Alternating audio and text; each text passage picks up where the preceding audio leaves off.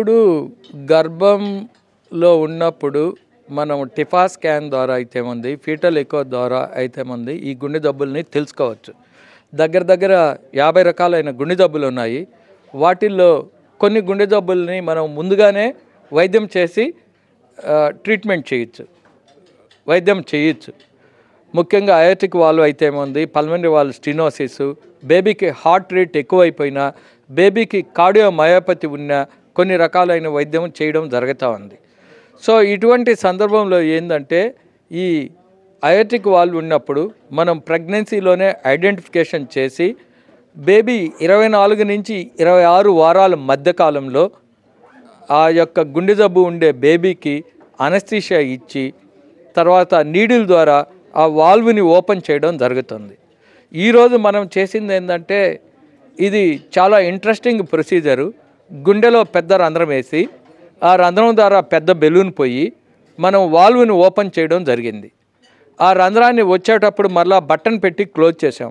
ఇది ఎందుకు ఇంపార్టెంట్ అంటే ఈ యొక్క మెథడ్తో మనం ఇంకా చాలా గుండె జబ్బుల్ని ఫ్యూచర్లో వైద్యం చేయగలం.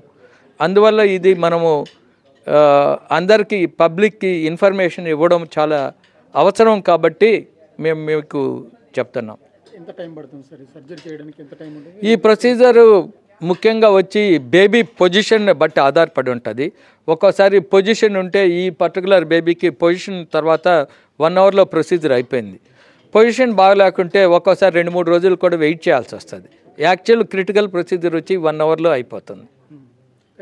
శిశువు కూడా అనస్థీషియా ఇవ్వడం ఇక్కడ మేజర్ కాన్సెప్ట్. ఎస్, తల్లి కాకుండా అసలు ఇవ్వాలి, బేబీకి కూడా అనస్థీషియా ఇవ్వాలి, లేకుంటే బేబీ కడుపులో మూవ్ అవుతూ ఉంటుంది. అందువల్ల బేబీకి సేఫ్గానే మేము అనస్థీషియా ఇస్తాము.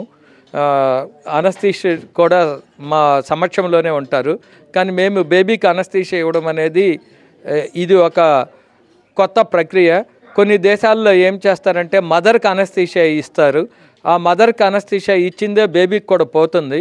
కానీ మేము మాత్రము బేబీకి అనస్థీషియా ఇవ్వడము చాలా ఇంపార్టెంట్ అని గుర్తుపెట్టుకొని అది పబ్లిష్ కూడా చేసాము. ఎందుకంటే మదర్కి ఇచ్చే అనస్థీషియా ఒక్కోసారి బేబీకి కంప్లీట్గా రాదు.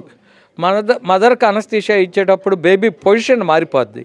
అందువల్ల ఎప్పుడైతే బేబీ పొజిషన్ బాగుంటుందో అప్పుడు ఫస్ట్ బేబీకి అనస్థీషియా ఇచ్చేసి తర్వాత మదర్కి అనస్థీషియా ఇవ్వడం జరుగుతుంది. ఇటువంటి ఆపరేషన్స్ ఇది ఒకటేనా సార్? ఎంతమంది ఎక్కడైనా జరిగింది? మేము దగ్గర ఈ పుట్టక ముందు 25 మంది వరకు చేసాము ఇప్పటి వరకు 2014 నుంచి.